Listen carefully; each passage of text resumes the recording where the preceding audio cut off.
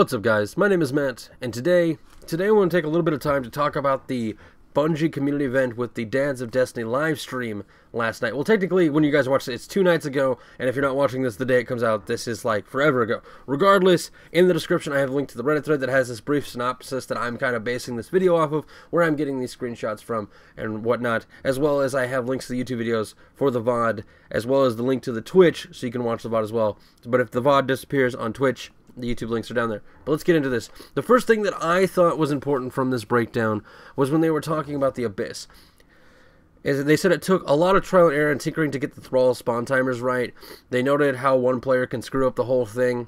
But one thing that they did state is they stated that they liked that sort of mechanic, the whole timing and craziness and infinite spawns. And they said that they like this mechanic and we can expect more like it in the future.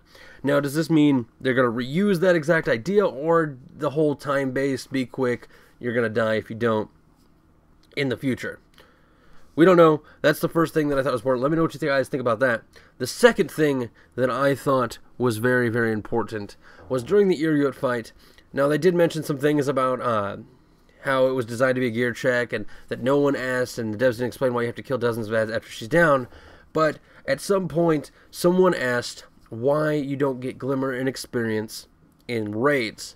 And they stated during the stream that they deliberately disable glimmer from dropping from enemies in the raid because lots of places have infinitely spawning enemies that can be utilized for farming, specifically the Abyss. And they don't want people glimmer farming, so that is the reason why we don't have it. And I actually watched this part myself. They also said, and this wasn't in the synopsis, but they also said that the raid has its own loot progression, and they didn't want glimmer and experience to be part of that, so that's why they did that.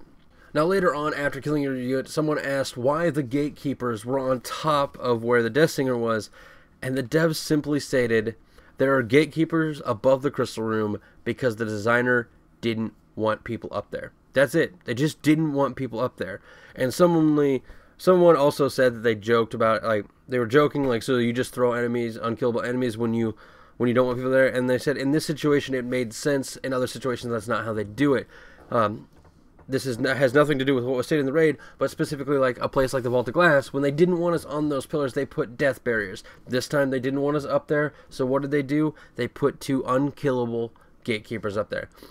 So there's that, and they also stated that they didn't want the raid to be inherently boring, and they are aware of the sword disappearing glitch and other glitches, and are as annoyed by them as we are, and they're working on fixes. I also watched this part, and I want to point out that they indeed said that, but they also said something along the lines of they don't want people to freak out when they're releasing things like this reputation thing that I'm going to cover tomorrow in a weekly update video. Don't worry about that. You guys will learn about that if you don't already know about it. Also the things like the heavy ammo glitch and all the things that they said they're fixing. They want to point out that they have multiple teams at Bungie, and just because one team is working on a weapon fix and changing how pulse rifles and hand cannons and all that do damage, that doesn't mean they're not working on something else. It's not pulling away from those, and they wanted to get that out there. That is in there. It wasn't in the synopsis, but I wanted to get that out because I did watch that part myself, and I want to let you guys know that that was said. Alright, and the very last thing that I want to cover, and they kind of covered the whole, like, they're working on other things in this section of the synopsis. I'm getting the screenshots from the Reddit thread, but regardless, the last thing I wanted to cover on this is there was a question asked, have we found all the secrets? Is there another chest in the Vault of Glass? Have we found everything? And he kind of danced around the question and said some things about how you wouldn't want to go in the movie and have the guy that gave you the ticket say this is how the movie ends. That's not fun. He said they are secrets, but he never really answered the question. He kind of danced around it and never really said yes or no. But there are some people saying that they did at one point confirm the fact that there is another chest. But I remember watching, and I don't think he ever said that. So, do you guys think there's another chest? Is there more secrets in Crota's Inn? Is there more secrets in the Vault of Glass? Have we not found them yet? Now, there's a lot of speculation going around as whether or not they said yes or no. Urk even came out and said that, you know, that's not what the question was asked. That's not what I heard. There's all sorts of things that happened with this. I just want to know what you guys feel, and I want to give you guys a breakdown of this stream. All the links in the description if you want to go watch it in case you did miss it or didn't get a chance to see it live. All the links to the YouTube videos are in the description as well. Let me know what you guys think about all these things. They talked about Kreen's Wrath and how they're working on it a lot and that it's not fixed.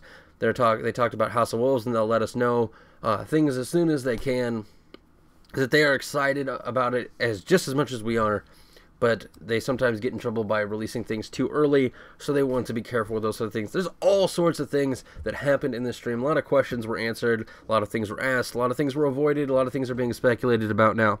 Now, one thing I do want to add is they also mentioned, someone asked, will hard mode come out like after or at the same time that normal mode comes out in the House of Wolves? And the devs responded by chuckling and saying, I think you're already assuming things. There's a lot that happened in this stream. I can't cover it all. These are just the rough synopsis of what happened. Let me know what you guys think in the comments below. And if you're new here, be sure to subscribe, leave a like, leave that comment. But as always, my name is Matt, and I'll see you guys tomorrow.